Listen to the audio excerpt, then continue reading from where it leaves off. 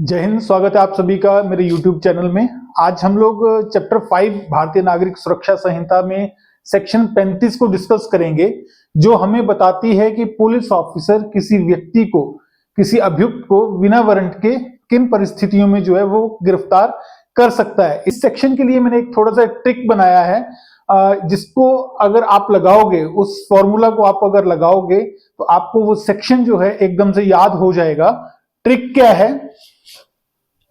Triple C सिप्सोडर आपको लिखना है, triple C double P SODERR सिप्सोडर, DND CND do not disturb, can not disturb. ये फॉर्मूला है इस सेक्शन का। अगर आप ये फॉर्मूला लगाओगे तो आपको ये सेक्शन एकदम से याद हो जाएगा, क्योंकि ये सेक्शन बहुत ज्यादा लंबा है। सभी लोगों को दिक्कत आती है इसको याद करने में या फिर लिखने में। अगर आप इस फॉर्मूला को ध्यान में रखोगे, मैं यहाँ पे सारी चीजें आपसे डिस्कस कर लूंगा, आप जो है इस फॉर्मूला को ध्यान में रखिएगा, इस फॉर्मूला को अपनाइएगा और ये सेक्शन आपको याद हो जाएगा। सबसे पहले सी है, सी से cognizable offence in presence of police officer. अगर कोई व्यक्ति किसी पुलिस ऑफिसर की प्रेजेंस में कॉग्निजेबल ऑफेंस करता है तो वो पुलिस ऑफिसर उसको गिरफ्तार कर सकता है। कॉग्निजेबल ऑफेंस BNSS में सेक्शन 2 में डिफाइंड है, हमने पहले भी इस पर डिस्कशन करा हुआ है। जो दूसरा सी है उसमें आएगा cognizable offence which is punishable up to 7 years, जिसमें 7 साल या 7 साल तक की सजा है। तो उसमें अगर पुलिस ऑफिसर को कोई कंप्लेंट मिला है, ऐसे मामले में इंफॉर्मेशन मिला है या उसको शक है कि इस व्यक्ति ने ऐसा कोई अपराध किया है जिसमें सजा 7 साल है या 7 साल तक हो सकती है, तो उसमें जो पुलिस ऑफिसर है उसको बिना वारंट के गिरफ्तार कर सकता है। उसके बाद जो सी है वो बोलता है कि कॉग्निजेबल ऑफेंस जिसमें सजा 7 साल से ऊपर है, उन मामलों में पुलिस ऑफिसर जो है बिना वारंट के गिरफ्तार कर सकता है। उसके बाद प्रोविजो है इस सेक्शन में, पी से जो है यहां पर प्रोविजो रहेगा, प्रोवाइडेड करके लिखा है कि जहां पर पुलिस ऑफिसर को लगेगा कि किसी की अरेस्ट नहीं करनी है, वहां पर वो उसके अरेस्ट ना करने के रीजंस लिखेगा, कारण लिखेगा। कहां लिखेगा? केस डायरी में लिखेगा और उसको अरेस्ट नहीं करेगा। उसके बाद पी से आ गया प्रोक्लेम्ड ऑफेंडर, चाहे वो BNSS में है, चाहे वो स्टेट गवर्नमेंट की तरफ से जो है प्रोक्लेम्ड ऑफेंडर है, उद्घोषित अपराधी अगर डिक्लेयर उसको किया गया है और वो कहीं मिल जाता है पुलिस ऑफिसर को, और पुलिस ऑफिसर को पता चलता है कि ये PO है किसी केस में, तो वो उसको बिना वारंट के गिरफ्तार कर सकते हैं। यहां पर ध्यान रखिएगा, जो प्रोक्लेम्ड ऑफेंडर होगा वो सेक्शन 84 BNSS और 85 वाली जो कार्रवाई रहती है, जो पहले 82, 83 CRPC में हुआ करते थी, वो तो है ही है। सिविल मामलों में भी अगर कोई प्रोक्लेम्ड ऑफेंडर डिक्लेयर हुआ है तो उसको भी पुलिस ऑफिसर बिना वारंट के गिरफ्तार कर सकता है।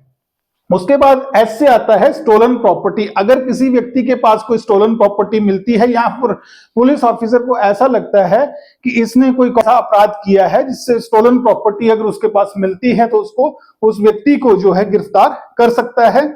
उसके बाद ओ से आता है ऑब्स्ट्रक्ट्स। अगर कोई पुलिस ऑफिसर को कोई व्यक्ति उसकी ड्यूटी करने में, लॉफुल ड्यूटी करने में बाधा डालता है या फिर उसकी लॉफुल कस्टडी से भाग जाता है या भागने का प्रयास करता है, तो ऐसे व्यक्ति को भी पुलिस ऑफिसर जो है बिना वारंट के गिरफ्तार कर सकता है। उसके बाद डी से आता है डिजर्टर, जो भारतीय सेनाओं का, भारतीय military and paramilitary armed forces word इसमें लिखा है, अगर वहां से कोई भागा हुआ है तो पुलिस ऑफिसर उसको बिना वारंट के गिरफ्तार कर सकता है उस व्यक्ति को। उसके बाद ई से आएगा एक्स्ट्राडिशन एक्ट।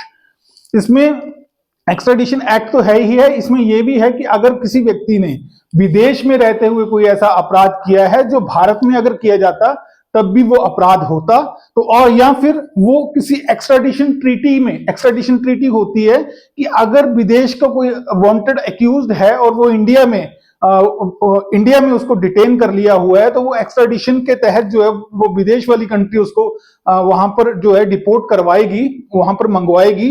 तो वो एक्स्ट्राडिशन एक्ट के अंदर जो है वो आदमी जो है वो आता है।